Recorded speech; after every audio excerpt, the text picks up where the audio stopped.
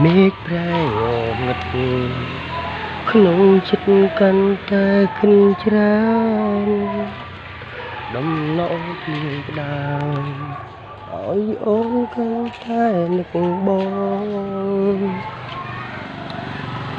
ទឹកយើងអងរួនបេះដូងថាបានមើលថែអូនតែគ្រប់យ៉ាងត្រឹមក្តីស្រមៃពេលភ្លៀងបងចាំ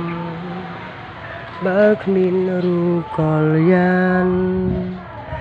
គ្មានអូនក្បែរប្រានប្រាប់បងថាអូនរងាណាំងប៉ុន្តែពេលនេះក្រុមយ៉ាងផ្ទុយស្រឡាំងអ្វីដូរផ្លាំងអូនចេះចេញលែងត្រឡប់ហើយមិនកំពុងភ្លៀងហើយអូនអើយតារងាទេគ្មានបងនៅក្បែរតែមានមេរងាទេថ្លៃបងសែនបារម្ភចង់ដឹងតែនាងណាមួយនៅមើលថែថ្លៃសង្ស័យចាស់ម្នាក់នេះបារម្ភថ្លៃពីចំងាយនាមហើយមានគុណធ្ងន់ក្រាក្រៃគុណនាមដាច់ថ្លៃធ្ងន់កន្លងគុណមួយជីវិតមិនអាចសងគុណធ្ងន់កន្លងលើបុព្វតាជ្រុលសែនជ្រៅទៅមិនដល់ទូខ្យល់កញ្ជ្រោលបកយ៉ាងណាសំបីជំរឿនៃជលសាពុញគួនថ្លៃថ្លាមិនអាចផ្ទឹមសាច់ម៉ែជាជ្រួញព្រួននៃហត់តែម៉ែអំណត់ចិត្តសង្ឃឹមថ្ងៃរះក្រោមមេឃភ្លៀងរលឹមម៉ែលួចញញឹមក្នុងទីស្ងាត់មេឃកំពុងភ្លៀងហើយអូនអើយតែរងាទេ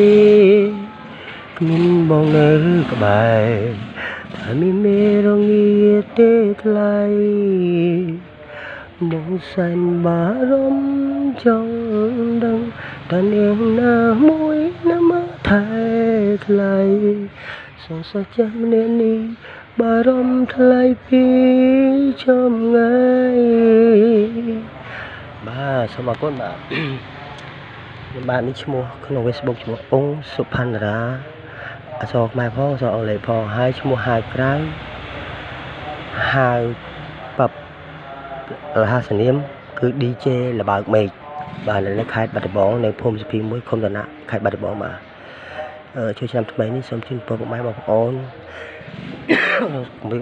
បងប្អូនអស់ឲ្យជួបតែសំណាងល្អសុខភាពល្អនិងបបររុងរឿងបាទតើមកសូមជូនពរដល់ព្រះមហាក្សត្រសូមឲ្យទ្រង់មានវិជ្ជាយឺនយូរនិងកាយពលរឹងមាំហើយសូមជូនពរដល់បងអធិបតីហ៊ុនម៉ាណែតដែលជានាយករដ្ឋមន្ត្រីប្រកបដោយគុណធម៌ជួបតែសំណាងល្អសុខភាពល្អជានិរន្តរ៍តើមកសូមជូនពរដល់អគ្គមហាសេនាបតីហ៊ុនសែនអង្គអាចក្លាហានលេខ1ក្នុងប្រទេសកម្ពុជាដែលគ្មានគូប្រៀបបាទ